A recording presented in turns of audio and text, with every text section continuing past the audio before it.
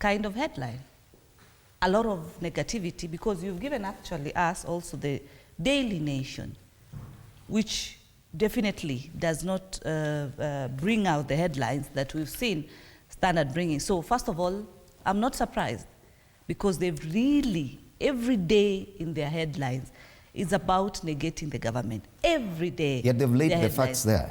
On the issue of exporting to Sudan. The same. That is grossly inaccurate. Yes, I'm coming there. And even Nation and other newspapers, and I think I saw them on the screen, we don't have this kind of headlines the way we see on Standard. But now narrowing it to the discussion in terms of the issue of the export and the issue of my brother Ndindi Nyoro.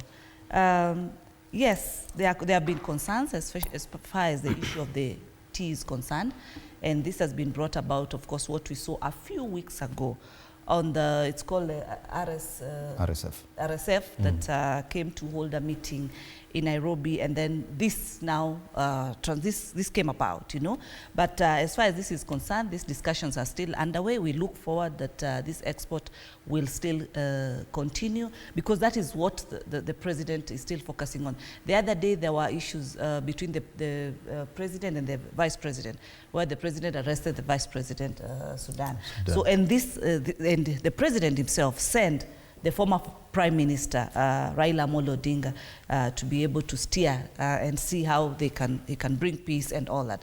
So the issue of tea export are issues that even if today that export has been halted, we are confident that that discussion or that opening will Yet our relationship with Sudan is currently in tatters.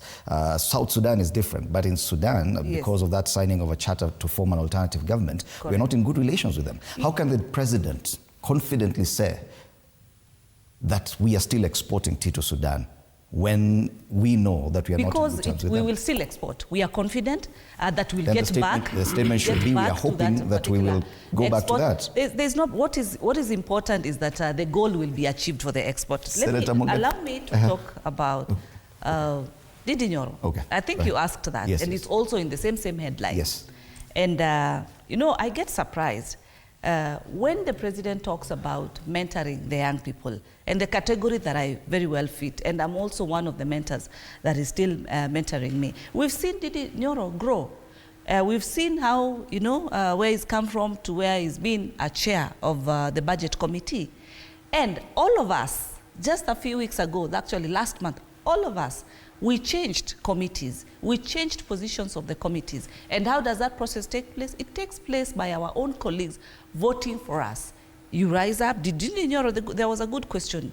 And I've earlier said on this particular show that Ndindi has been very competent. He has worked very well. He's a young, intelligent a leader. I've worked closely with him because I also serve in the Finance and Budget Committee in Senate. I'm the Vice Chair, and I've worked closely with him, especially on mediation or any sessions we've had that are combined. So when the term ended, there was room for anybody who was willing to hold the same position to forge his interest. And when he did not forge his interest, there's nobody to blame.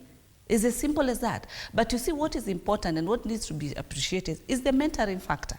If he's still being mentored, actually it's positive. Because the president did not negate Ndindi Nyoro, and I don't see why we should drive this conversation in a negative manner. All right, even ignoring the standards, but the standard, we have to be fair to them, they simply ask the question, is he lying? Is he a lying president? This is not the first time President William Ruto